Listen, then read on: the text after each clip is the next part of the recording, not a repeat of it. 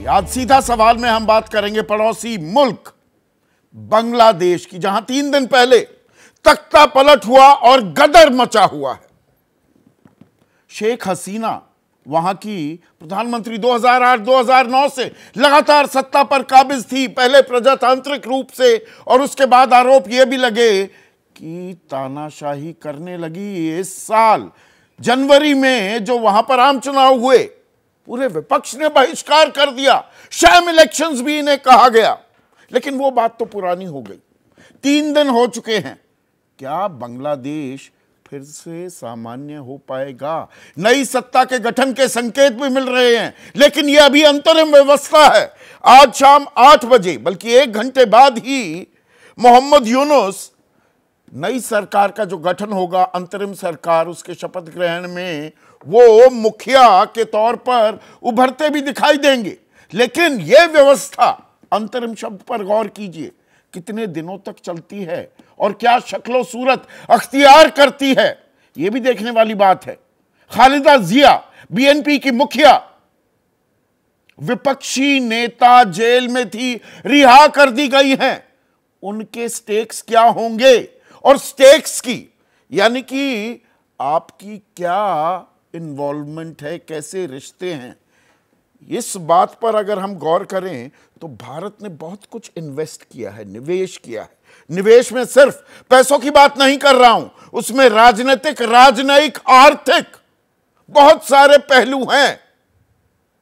और भारत ने जो रिश्ते मजबूत किए, क्या आज उन्हीं की अग्नि परीक्षा भी होने वाली है? क्योंकि शेख हसीना तो वहां से भाग गई, और भागकर गई कहां है या आई कहां है? वो तो आई है भारत में। अमेरिका ने उनका वीजा रद्द कर दिया है। ब्रिटेन उन्हें शरण देने को अभी फिलहाल तैयार नहीं दिख रहा है। कयास ये लगाए जा रहे हैं कहीं किसी यूरोपीय मुल्क में जा सकती है या यहीं भारत में बनी रहेंगी। और इस तरह के माहौल में, जहां अफरा तफरी है, जहां नफरत भी बढ़ रही है, जहां दो फाड़ हो रहे हैं, हिंदू मुसलमान भी हो रहा है, हिंदुओं को टारगेट किया जा रहा है बांग्लादेश में। अब इसमें भी एक बारीक लाइन है, वो डिस्टिंक्शन हमें मेंटेन करनी होगी। 19,000 भारतीय हैं बांग्लादेश में, ये मैंने आपको परसों भी बताया था। उनमें 9,000 छात्र हैं, ज्यादातर छात्र जून में ही आ गए थे। देश के विदेश मंत्री एस जयशंकर इस बात की तस्दीक करते दिखाई दिए। तो 10,000 भारतीय अभी क्या सेफ पैसेज उन्हें हम दे पाएंगे? वो जो बातचीत है नई व्यवस्था के साथ, और नई व्यवस्था क्या चीन के साथ ज्यादा मित्रता दिखाएगी? उसकी गोद में बैठी है अपनी जो खुराफात है, जिम्मेदारी से इस शब्द का इस्तेमाल कर रहा हूं, पाकिस्तान कर रहा है, आईएसआई कर रहा है। छात्रों के अंदर जो ये नाराजगी, गुस्सा हुआ, शेख मुजीबुर रहमान की प्रतिमाएं तोड़ दी गई। जन्म देने वाला जनक आधुनिक बांग्लादेश का, जो बांग्लादेश 1971 में बना, प्रतिमाएं ही तोड़ दी गई क्योंकि छात्रों में गुस्सा है। रजाकार, उनको आतंकवादी कैसे कह दिया गया? इसमें पाकिस्तान परस्ती भी कहीं दिखती है, एक बड़े धड़े की। और अब वो सरकार में होगा तो भारत, जिसने शेख हसीना में इतना इन्वेस्ट किया, अब नए निजाम या नई सरकार के साथ हम कैसे रिश्ते बनाएंगे और अपने हित सर्वोपरि कैसे रखेंगे? There are no permanent friends, no permanent enemies. In diplomacy there are permanent interests. तो हमें अपने हित भी तो साधने हैं। अब इस साधने में एक और दिक्कत आ जाती है, और दिक्कत थोड़ा आपको समझने की जरूरत है। बांग्लादेश के साथ हमारी 4,097 किलोमीटर की सीमा है, छोटी मोटी सीमा नहीं होती है। पश्चिम बंगाल के साथ 2,217 kilometre, Assam 263 kilometre, Meghalaya 443 kilometre, Tripura 856 kilometre, Mizoram 318 kilometre, 4,097 kilometre.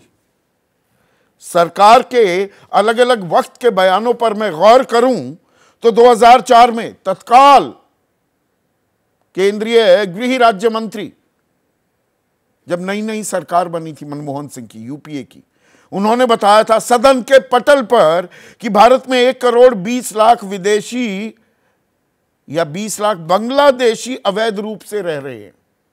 1 crore 20 lakh. और 2016 में मोदी 1.0 जो सरकार थी, किरण रिजिजू तब ये गृह राज्य मंत्री थे, इन्होंने बताया कि भारत में बांग्लादेश से लगभग 2 करोड़ अवैध प्रवासी हैं। हर रोज जो ये आंकड़ा है, छोटा मोटा आंकड़ा नहीं है, 632 हिंदू हर दिन बांग्लादेश छोड़कर आ रहे हैं। अब वो वहां पर अल्पसंख्यक हैं, पर क्या वो भारतीय हैं? ये एक बहुत ही ट्रिकी सवाल है। हमारी संवेदनाएं, हमारा कंसर्न, हमारी चिंताएं उनके लिए जाहिर है, होंगी, लेकिन क्या दरवाजे खोल दिए जाएं? जलपाईगुड़ी में 1000 से ज्यादा बांग्लादेशी हिंदू पहुंच चुके हैं। हम उन्हें ले लेंगे, शरणार्थी बना देंगे। कहने को कानून भी है, सीएए जो लागू हुआ है, तो उसमें जो अल्पसंख्यक आ रहे हैं पाकिस्तान, अफगानिस्तान, बांग्लादेश से, इसमें मुसलमान शामिल नहीं है, बाकी जो 6 हैं उनको नागरिकता दी जानी है। पर कैच है, वो नागरिकता की एक सीमा है। जो 31 दिसंबर 2014 से पहले भारत आ गए थे, उनको हम नागरिकता देंगे। और यहां पर पहले कंसर्न अपने नागरिक हैं। बेरोजगारी की जो समस्या है, गरीबी की, के शेप रिकवरी हो रही है कि अमीर अमीर हो रहे हैं। खरबपतियों की संख्या बढ़ गई 280%, 10 सालों में उनकी संपत्ति बढ़ी है। लेकिन आम आदमी की 28%, बल्कि 27% टू बी मोर प्रिसाइज, पिछले 10 सालों में। किसान 27 रुपए प्रतिदिन कमा रहा है, आय उसकी दोगुनी होनी थी, वो नहीं हो रही है। 42.3% युवा 18 से 24 साल के बीच वो रोजगार की तलाश कर रहे हैं। ये अजीम प्रेमजी यूनिवर्सिटी की फिगर है। सरकार तो 3.2% कह रही है। तो ये कुछ ऐसे सवाल हैं जिन पर अब हमें एक डिप्लोमैटिक टाइट रोप वॉक करते हुए दिखेगी सरकार। शेख हसीना के साथ कैसे, या उस मसले को कैसे टैकल करें? भारत में ही रहने दें, बाहर भेजने का हम इंतज़ाम करें? सारी दुनिया ने तो पल्ला एक तरह से झाड़ लिया है कि भाई यात्री अपने सामान और जान की खुद जिम्मेदार है।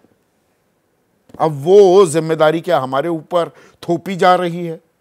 नए निज़ाम के साथ हम संबंध कैसे बनाएंगे? इस रेफ्यूजी प्रॉब्लम में एक मानवीयता का पुट भी है, एक हमारे संस्कार परंपराएं जुड़ी हुई है। तो इसको हम कैसे टैकल करेंगे, इसी पर आज मैं चर्चा करने वाला हूं। कोई राजनीतिक इसमें इनपुट हम नहीं लेंगे। राजनीति, सियासत चमकाई जा रही है। कम से कम पहले दिन तो बड़ी कोशिश होती दिखी, अब थोड़ा सहज कर, संभल कर राजनीतिक जमात प्रतिक्रियाएं दे रहा है। लेकिन उसमें भी बहुत सारे लोग हैं कि जो जी वहां हुआ, आरक्षण की जो मांग है, जो नाराजगी हुई, तानाशाही करने लगी सरकार, भारत के लिए भी संकेत है। मैं इन पहलुओं में नहीं जा रहा हूं, मैं बिल्कुल सीधी सपाट बात करने वाला हूं।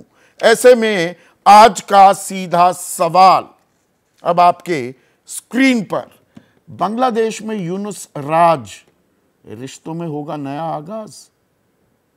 रीराइट करनी पड़ेगी स्क्रिप्ट। और पड़ोस कब तक जलेगा? रेफ्यूजी संकट कैसे टलेगा? ये अपने आप में एक बड़ा संकट है। और जो कदम आज उठाएंगे, आने वाले वक्त के लिए नजीर भी हम क्या पेश करते दिखाई देंगे। चर्चा में कोई राजनीतिक मेहमान नहीं, 2 बड़े राजनयिक diplomats, Veena Sikri high commissioner रह चुकी हैं, भारत की उच्चायुक्त रह चुकी हैं बांग्लादेश में। और वो वक्त अब था जब खालिदा जिया दरअसल प्रधानमंत्री थी। अब उन्हीं का निजाम, मोहम्मद यूनुस बनेंगे मुखिया तो, पर वो दरअसल विपक्षी खेमा अब वहां पर राज करता दिखेगा। तो रिश्ते रीराइट कैसे होंगे, वीना सीकरी से जानेंगे। मेरे साथ जाने माने डिप्लोमैट एम्बेसडर दीपक वोहरा हैं। विदेश मामले जो हैं उनसे बड़े जानकार कम ही हैं देश में। साथ ही साथ एक रक्षा विशेषज्ञ major general Vishambar Dayal retired, वो मेरे साथ हैं। जाने माने राजनीतिक विश्लेषक अभय दुबे और वरिष्ठ पत्रकार और सत्यहिंदी.com नाम का डिजिटल प्लेटफॉर्म चलाते हैं, आशुतोष भी इस चर्चा में जुड़ चुके हैं। तो वीना सीकरी, बड़ा सवाल, शाम को अब से लगभग 1 घंटे बाद नई सरकार शपथ तो लेती दिखेगी। वो अंतरिम सरकार है, निजाम बदल रहा है। हमने बहुत कुछ इन्वेस्ट किया शेख हसीना में, लेकिन अब वो पक्ष आ रहा है जिसके संबंध चीन और पाकिस्तान से ज्यादा मधुर हैं। ये कितनी बड़ी चुनौती होगी, भारत को क्या करना चाहिए, हम किन चीजों पर नजर खास बनाए हुए दिखाई दे रहे हैं या बनानी चाहिए हमें? हमें ये जानना चाहिए कि जो हुआ है बांग्लादेश में, ये क्यों हुआ और इसका नतीजा क्या होगा। अगर हम ये नहीं समझेंगे तो हम आगे क्या करना है वो डिसाइड करने में हमें दिक्कत होगी। जरूर जो आपने कहा कि उनकी स्वेरिंग इन हो रही है, हमारे जो हाँ हाई कमिश्नर वहाँ है वो उसमें मौजूद होंगे, और जरूर गवर्नमेंट टू गवर्नमेंट रिलेशंस हमेशा रहते हैं, क्योंकि इंटरेस्ट अब परमानेंट। और जो इंटरेस्ट हमारे बांग्लादेश में है, 4000 किलोमीटर की बॉर्डर के बारे में आपने जिक्र किया है, और इतने प्रोजेक्ट्स हमने शुरू किए हैं, कनेक्टिविटी की प्रोजेक्ट्स हैं, और जो पीपल टू पीपल रिलेशनशिप है उसमें जरूर बहुत इंटरेस्ट है, जो हमने कई सालों से, पिछले 10 साल में बहुत उसमें तरक्की हुई है प्रधानमंत्री शेख हसीना के साथ, और जो हमारे प्रधानमंत्री नरेंद्र मोदी जी के साथ बहुत उन्होंने अग्रीमेंट्स किए हैं। लेकिन ये जो हो रहा है आज बांग्लादेश में, अगर हम आगे हमारे रिश्तों को बढ़ाना चाहते हैं तो आज की डेट में जो हो रहा था उसे समझने की कोशिश है। आज की डेट में बांग्लादेश में आग लगी हुई है, वायलेंस अनाकी है, वहां पे कोई सरकार बिल्कुल है ही नहीं, और बड़े रोमांचक तरीके में कह रहे हैं कि ढाका में जो स्टूडेंट्स हैं वो ट्रैफिक पुलिस को संभाल रहे हैं वगैरह। लेकिन हमें पता है कि जो रूरल एरियाज हैं, कंट्री साइड है बांग्लादेश में, वहाँ हिंदुओं पे अटैक हो रहा है, लिंचिंग हो रही है, रेप हो रहा है, बलात्कार हो रहा है, बहुत कुछ, और इसमें कोई कंट्रोल, किसी का कोई काबू नहीं है। और वो हमारे अपील आ रही है वहां से कि आप, और मुझे पता है कि एक जिन्होंने जो हेल्प करते हैं हमेशा ऐसे लोगों को, वो कह रहा था कि when he put it on the Meta, his Meta was blocked.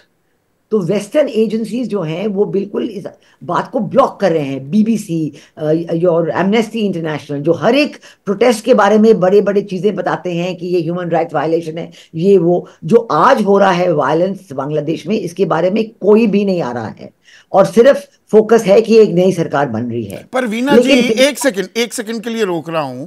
देखिए, लड़ाई क्या इस बात को लेकर भी हो रही है, क्योंकि आप एक्सपर्ट हैं इस डोमेन की। एक तो चीन वहां अपनी पैठ बनाना चाहता है, ये तो जग जाहिर है। पाकिस्तान तो चलिए सिर्फ मोहरा है। एक कहीं ना कहीं रस्साकशी भारत और अमेरिकी खुफिया तंत्रों में भी चली, ये भी बातें अब उभर कर सामने आ रही हैं। वो कह रहे थे कदम ताल करें, अमेरिका भी वहां दखल देना चाह रहा है। ऐसे में जो परमानेंट इंटरेस्ट की आपने बात की, जो हमारे हित हैं, हम उन्हें कैसे बचाएं? तत्काल हमें क्या करना चाहिए? नहीं, जहां तक हमारे परमानेंट इंटरेस्ट है, सरकार से हम जरूर रिश्ते बनाए रखेंगे, आगे जाएंगे। लेकिन मैं जो आपको समझाना चाहती हूँ कि जो हमारे परमानेंट इंटरेस्ट हैं उनमें बांग्लादेश के लोग जो शामिल हैं, उनमें जो हिंदू हैं जो अपील कर रहे हैं वो भी हैं, उनमें अवामी लीग के लोग भी हैं। अब तक 4 दिन पहले तक तो अवामी लीग की सरकार थी। So we have to keep in touch with everybody. अगर लोग मारे जा रहे हैं, अवामी लीग के लोगों को बीसीओ में, सैकड़ों में लेके मार रहे हैं, तो इसमें स्टेबिलिटी कैसे आएगी? ये दोधारी तलवार है, ये दोधारी तलवार है। देखिए, क्या हमें एक फर्क ये भी करना होगा कि हमारे रिश्ते तो बांग्लादेश से है ना। कोई भी राष्ट्राध्यक्ष तो आते रहते हैं, बदलते रहते हैं। शेख हसीना से रिश्ते नहीं, हमारे बांग्लादेश से रिश्ते क्या है? क्या दरअसल ये टाइट रोप वॉक करनी होगी। और इसके अंदर चुनौती बड़ी ये है, जो हिंदू मुसलमान हो गया, या जो वहाँ पर हिंदुओं पर अटैक हो रहे हैं, हेट फिगर उसकी शेख हसीना है, और वो इस वक्त भारत की शरण में है। तो थोड़ा सा टेढ़ा मामला बन रहा है कि भारत के लिए। नहीं, ट्रिगर तो शेख हसीना को तो नहीं कह सकते, लेकिन इसमें ये बात है, अगर जब परमानेंट इंटरेस्ट की बात आपने की, कि जैसे प्रोजेक्ट्स थे बांग्लादेश में, जैसे तीस्ता रिवर का प्रोजेक्ट लिए, तो उसके बारे में चीन बहुत इंटरेस्ट दिखा रहा था कि वो तीस्ता रिवर के प्रोजेक्ट करना चाहते हैं। और शेख हसीना जी ने कहा था सीधे कि देखो ये एक बायलैटरल रिवर है बांग्लादेश और भारत के बीच, और अगर ये हम दोनों के बीच ये रिवर है, हम भारत से इसके बारे में बात करेंगे और ये प्रोजेक्ट भारत करेगा। अब जो है क्योंकि चीन का बहुत हाथ रहा है इसमें, पाकिस्तान को तो हम मोहरा कह रहे हैं, लेकिन पाकिस्तान और जमात इस्लामी की जो कनेक्टिविटी है, और अब जो उभर के आ रहा है कि जमात इस्लामी का ही कंट्रोल रहेगा। बल्कि जो आप बीएनपी की बात कर रहे हैं, खालिदा जिया जी का कल मैंने उनका बयान सुना, वो बहुत एल्डरली हैं, बहुत कमजोर हैं, और उनके बेटे जो 15 साल से यूके में बैठे हुए हैं उनको वापस आने की इजाजत नहीं दी जा रही है। और वही यूके जो जिन्होंने जिन्होंने तारिक रहमान को 15 साल से रखा हुआ है, वो कह रहे हैं कि शेख हसीना अब नहीं आ सकती हैं। तो there are too many global implications of this and it is not a simple matter. तो नाउ सपोज चाइना प्रेशर डालता है, आपको पता होगा कि 3 हफ्ते पहले शेख हसीना चीन गई थी और उनका इतना अपमान किया था जो बहुत अनकैरेक्टरिस्टिक था, और मैं सोच ही रही थी कि क्यों चीन ने ऐसे अपमान किया, क्या वजह थी, और पता चला कि चीन इस रिजीम चेंज के पीछे था। वही, क्या स्क्रिप्ट पहले ही लिखी जा चुकी थी? Writing was on the wall. ये प्रश्न आपने किससे पूछा है? आपसे, एम्बेसडर साहब। आभारी हूं सर कि आपने मौका दिया आपके शानदार चैनल पर आने का। शिकायत यह है कि आपने एम्बेसडर वीना सीकरी को बुलाया, वो तो मेरी गुरु रह चुकी हैं। बहुत कुछ सीखा है हम लोगों ने। She is a legend in our service. आपने जिक्र किया है कि स्क्रिप्ट पहले लिखी गई थी। मैं 3 चीज़ें आपको बता देता हूं, आप सहमत हैं तो हाँ करिए, नहीं सहमत हैं एम्बेसडर सीकरी तो ना कर दीजिए। पहला, 57 मुल्क हैं ऑर्गेनाइजेशन ऑफ इस्लामिक कोऑपरेशन में, बाकी 56 में ये नहीं गई, ये भारत आई हैं, सोच लीजिएगा इसके। दूसरा, ये एयरफोर्स के जहाज़ में आई हैं, मिलिट्री ने इनको जाने से रोका नहीं था, नहीं तो गृह युद्ध हो जाता। और तीसरा, वो यहाँ शरण लेंगी, बीमार हो जाएंगी, मेडिकल ट्रीटमेंट होगा, वो रहेंगी यहाँ पर। जैसा एम्बेसडर यहीं रहेंगी। इसकी एक बड़ी वजह क्या बाकी दुनिया ने पल्ला झाड़ दिया? 100%। और सर एक चीज़ आपको बता देता हूँ, आप तो मुझसे बेहतर जानते हैं, 94 में मोहम्मद नजीबुल्लाह जो अफगानिस्तान के राष्ट्रपति थे, तालिबान ने उनके साथ क्या क्या किया आपको मालूम है? उनकी पत्नी और 4 बेटियां भारत आए, शरण ली, अभी तक यहाँ पर हैं। कहाँ पर हैं वो उसको छोड़ दीजिएगा। आपको ये मालूम है ऑन सांग सूची म्यांमार की यहाँ आई है, भंडारा नायके मैडम जो थी श्रीलंका, सब लोग भारत में आते हैं शरण लेने के लिए। हमारे दिल पर बड़े। इसका एक और पहलू, एम्बेसडर साहब एक सेकंड, नहीं हाँ, क्योंकि आपने इतने मुल्कों का जिक्र कर दिया, वो अफगानिस्तान हो, वो म्यांमार हो, वो मालदीव्स हो, श्रीलंका हो, ये डिटेलिंग, या नेपाल भी। अब ये सारे मुल्क यहाँ पर जो सत्ता हैं या राष्ट्राध्यक्ष हैं, वो कहीं ना कहीं भारत से उतने मधुर संबंध नहीं जितने चीन से बनाए बैठे। ये भी एक चुनौती है। नहीं सर, ये इसमें मैं आपको इतना बताना चाहता हूँ, हमारी ब्रांड एक्विटी वहाँ बहुत डीप है।